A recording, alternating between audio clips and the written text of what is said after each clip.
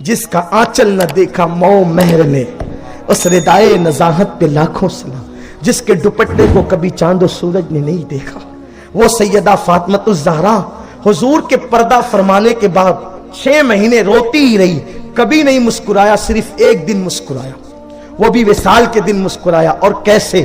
اسما بنت امیس سے کہا اسما کیا کروں، بہت فکر مند ہوں کہ بابا نے تو ایک بات کہی تھی، اس کا پورا ہونے کا وقت آ گیا۔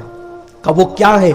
کہ وہ تو کسی کو نہیں بتانا، لیکن بات اتنی ہے کہ مجھے ایسا لگتا ہے کہ اب میرے وصال کا وقت قریب آ گیا ہے، لیکن اب میں فکر مند اس پر ہوں کہ پوری زندگی میری چادر کو کسی مرد نے نہیں دیکھا۔ مدینہ منورہ کے اندر رواج ہے، مدینہ طیبہ میں رواج ہے کہ جب کسی کا انتقال ہوتا ہے تو اس کو چارپائی پہ ڈال کر لے جاتے ہیں اور ایک چادر اس پہ ڈال دیتے ہیں، تو جو چادر مجھ پہ پڑی ہوگی اس چادر پر کسی مرد کی نظر پڑ گئی تو، جبکہ میری چادر پر کبھی کسی مرد کی نظر نہیں پڑی۔ فکر اسی بات کی ہے، اگر میری قوم کی بیٹیاں یہاں موجود ہیں تو میں ان قوم کی بیٹیوں سے پوچھنا چاہتا ہوں جس کا باپ امام الانبیاء ہوں، جس کے والد بزرگوار نبیوں کے امام ہو، جس کے گھر جبریل اجازت کے بغیر نہ آتا ہو، اس کے تقوی کا عالم کیا ہے کہ بعد وصال بھی پردہ فرمانے کے بعد بھی اپنے جسم پر نہیں، جسم پر کفن ہوگا، کفن چارپائی پر کفن کے ساتھ جسم ہوگا، اس پر جو چادر پڑی ہوگی اس چادر کا کوئی تعلق ہی نہیں ہے جسم سے، سوچتی ہے کہ اس چادر پر بھی کسی کی نظر نہ پڑے۔ سیدہ فاطمہ نے اسما بنت امیس سے کہا اسما جب وہ چادر میرے جسم پہ پڑی ہوگی یا کسی مرد کی نظر پڑ گئی تو کیا ہوگا؟ اسما نے کہا کہ میں مدینہ منورہ کے باہر ایک شہر میں گئی تھی تو میں نے وہاں دیکھا کہ جنازہ لوگ چارپائی پہ نہیں لے جاتے بلکہ ڈولی میں لے جاتے، جو آج کل جنازہ اپنے یہاں رائج ہے ہندوستان میں، اس میں لے کر جاتے، اوپر سے چھتری بھی ہوتی ہے تو اس کی وجہ سے جسم اندر رہ جاتا ہے اور پھر چادر پر کسی کی نظر نہیں پڑتی۔ اور میں نے اس کو دیکھا ہے، میں اس کو بے عین ہی ایسے ہی بنا سکتی ہوں۔ باپ کے غم میں 6 مہینے تک رونے والی فاطمہ جب وہ جنازہ بن کر کے آیا تو لبوں پر اطمینان کی مسکراہٹ پہلی بار آ گئی۔ کیوں؟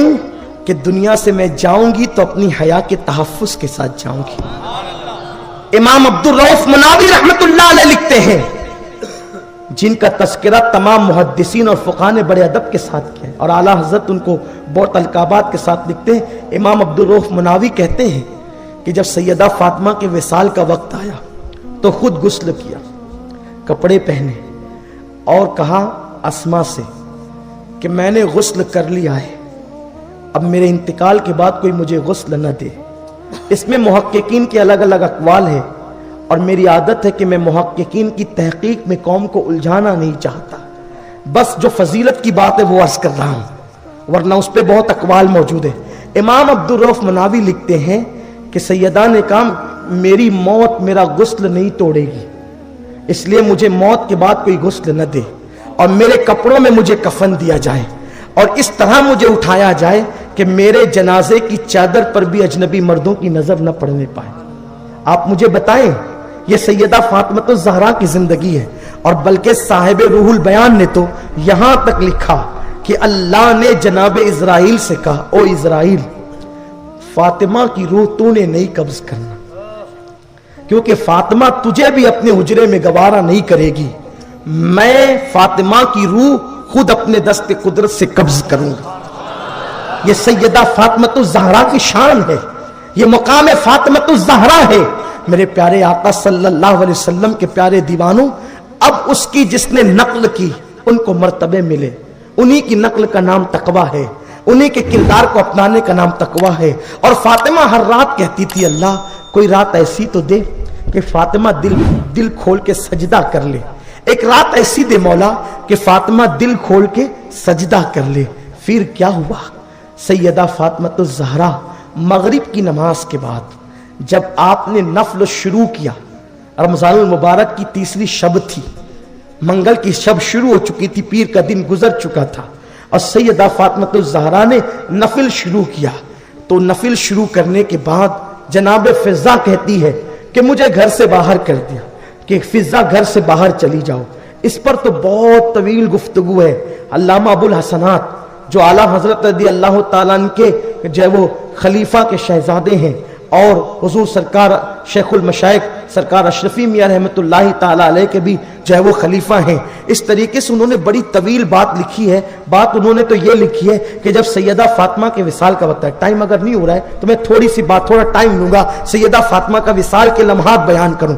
جب سیدہ فاطمہ الزہرا کے وصال کا وقت قریب آیا تو اس وقت سیدہ فاطمہ نے کیا کیا, اس شب اپنے ہاتھ سے روٹیاں بنانی, جلدی جلدی روٹیاں بنانا شروع کی. دن میں حسنین کو نہلایا, کپڑے پہنائے, اور جب شام کا وقت آیا تو مغرب کے قریب, چونکہ رمضان شریف کا مہینہ تھا, اپنے ہاتھ سے اپنے بچوں کو کھانا کھلاتی. کبھی زینب کو کھلاتی, کبھی مولا حسین کو کھلاتی, کبھی امام حسن کو کھلاتی ہے, اور اس کے بعد دوپٹے سے آنسو پوچھتی ہے.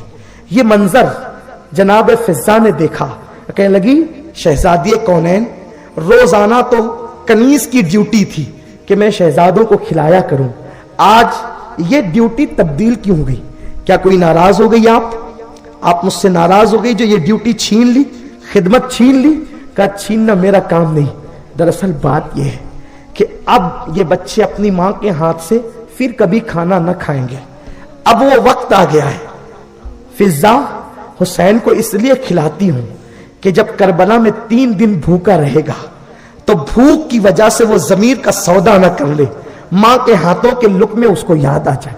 زینب کو اس لیے کھلاتی ہوں جب دمشق کے قید خانے میں زینب روٹی کے ٹکڑے ٹکڑے کو ترس رہی ہوگی تو تب ماں کے ہاتھوں کا کھلایا ہوا ٹکڑا, ماں کے ہاتھوں کا کھلایا ہوا لقمہ زینب کو حوصلہ بخشے گا. حسن کو اس لیے کھلاتی ہوں کہ جب میرے حسن کو زہر دے کر کلیجے کے ٹکڑے کیے جائیں گے تو اس وقت میرا حسن ماں کے ہاتھوں کے کھائے ہوئے لقمے کو اپنے دل کے لیے تسلی محسوس کر سکے. اللہ اکبر. جب بیٹوں کو کھلا چکی تو سر پر ہاتھ پھیرتی ہے. مورخین نے لکھا ہے ننھا شہزادہ حسین کہتا ہے امی ہمارے گھرانے میں تو اس طریقے سے یتیموں کے سر پہ ہاتھ پھیرا جاتا ہے, کیا جس کا باپ ہو, جس کی ماں ہو, اور وہ بھی فاطمہ جیسی ماں ہو, جس کا علی جیسا باپ ہو, اس کے سر پر یتیموں کی طرح ہاتھ. سیدہ رونے لگی اور کہتی ہاں بیٹا صحیح کچھ ہے, اور پھر کہتی ہے تینوں کو جاؤ نانا کے آستانے پہ سلام کر کے آؤ. یہ تینوں گئے اور جانے کے بعد فوراً واپس آئے. جب واپس آئے تو مولائے کائنات سے بات ہو رہی تھی. اب بات کیا ہو رہی تھی توجہ کریں, جس کی شان میں عرض کر چکا. الفاطمہ تو بدا تو منی, وہ علی مرتضیٰ کے قدموں کو پکڑے ہوئے ہیں اور کہتی علی تم راضی ہو کہ ناراض؟ آپ توجہ تو کریں, جو نبی کے دل کا چین ہے, راحت جان مصطفیٰ ہے, اپنے شوہر کے قدموں کو پکڑ کے کہتی راضی ہو کہ ناراض؟ میرے مولا نے کہا ہم تم سے زندگی میں ناراض کب ہوئے تھے جو آج ناراض ہوں گے؟ تو اس وقت کہتی ہے میرے بابا نے مجھ سے کہا تھا فاطمہ اگر تیرا شوہر تجھ سے ناراض اور تیری موت ہو جائے تو قیامت کے دن تم مجھ سے ملاقات نہیں کرنا. اس لیے علی پوچھتی ہوں آپ راضی ہے کہ ناراض؟ اور قیامت تک کی ہر عورت کو ایک ذہن دے دیا, اگر تیرے پاس پوری پوری رات بھر کی عبادتیں ہوں, تیرے پاس تلاوت قرآن ہو, تیرے پاس سجدوں کی کثرت ہو, اور شوہر ناراض ہے تو سوچ تیرا انجام کیا ہوگا. آج کی عورتیں الا ماشاء اللہ, شوہر گھر سے باہر نکلا تو بغیر پوچھے وہ بھی نکل جاتی ہے. آج یہ گھروں کا ماحول ہے. پھر کیا ہوتا ہے اس پر میں کوئی تبصرہ نہیں کرنا چاہتا, لیکن وہ جس کے گھر میں جبریل اجازت کے بغیر نہ آئے, جن کے لیے آیت تطہیر نازل ہو, وہ سجدہ کائنات شوہر کو راضی ہے کہ ناراض پوچھ رہی ہے. ادھر بچے گھر میں داخل ہوئے, سیدہ نے کہا بچوں میں نے کہا تھا نا کہ نانا سے جا کر کے سلام عرض کرو, اور تم پھر واپس آ گئے. تو شہزادے کہتے امی آپ کی سنے کہ نانا کی سنے؟ آپ کہتی نانا کے پاس جاؤ, اور نانا کہتے تمہاری امی کے پاس جاؤ. کہا نانا نے کیا کہا؟ کہا ہم نے دیکھا کہ نانا کے چہرے مشابہ ایک صورت دیکھی کہ وہ رو رہے ہیں اور نانا جان ان کو تسلی دے رہے ہیں. تو کہا وہ رو کے کیا کہہ رہے تھے؟ کہا وہ رو کے یہ کہہ رہے تھے کہ یا رسول اللہ آپ کے نواسے یتیم ہو جائیں گے, آپ کی فاطمہ کی جو آپ کی شہزادی ہے نواسوں سے ماں کا سایہ سر سے اٹھ جائے گا. تو کہا वो कौन थे? कहा कि बेटा वो सैयदना इब्राहिम अलैहिस्सलाम थे, तुम्हारे नाना के दादा थे। तो कहा मां वो क्या कह रहे थे? आंख में आंसू आ गए, कुछ नहीं कहा। और उसके बाद जनाब फिजा कहती है कि मुझे घर से निकाल दिया, कहा कि जाओ अब वो वक्त आया है कि मैं अपने अल्लाह को सजदा करूं। हर रात एक तमन्ना थी, इतनी तवील बना रात कि एक रात दिल खोल के सजदा कर ले। अब मंगल की शब मगरिब की नमाज में जब नफिल सजदा किया है, नमाज का, नफिल नमाज का, तो फिजा कहती है फातिमा की पुष्ट से लेकर छत तक और छत से लेकर आसमान तक मैंने नूर की किंदीलें देखी। ये मंजर देख करके मैं घर में आने की हिम्मत न थी क्योंकि सैयदा ने घर से बाहर किया था, लेकिन फिर भी मैंने ये मंजर देखकर घबराई क्योंकि मेरा दिल कुछ कह रहा था कि ये मंजर आज से पहले मैंने कभी नहीं देखा।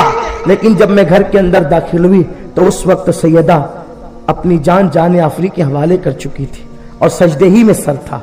लोग कहते हैं कि मैदान करबला में हुसैन सब कुछ लुटा चुके, इतने जख्म खा चुके, तीर तलवार से लहूलहान है, फिर हुसैन को सजदा कैसे याद आया? इसलिए कि मां को देखा था, मां ने सजदे में जान दी, बाबा ने हालत नमाज में जामे शहादत नोश किया। तो फिर हुसैन ने सोचा जब मां सजदे में गई, बाप ने जामे शहादत हालत नमाज में नोश किया, तो फिर हम क्यों पीछे रहे? तो मां का वो सजदा जनाबे मौला हुसैन को याद आया, मेरे मौला को याद आया और आपने सर सजदे में रखा। लोग ये कहते हैं कि मां से सीखा हुआ सबक बच्चा कभी नहीं भूलता, तो करबला में ये सजदे में जान देना हुजूर हुसैन ने किसी दरसगाह से नहीं सीखा था, ये अपनी अम्मी से सीखा था, ये अपनी मां से सीखा था। और मेरे मौला ने सजदे की हालत में जान आफरी के हवाले की है।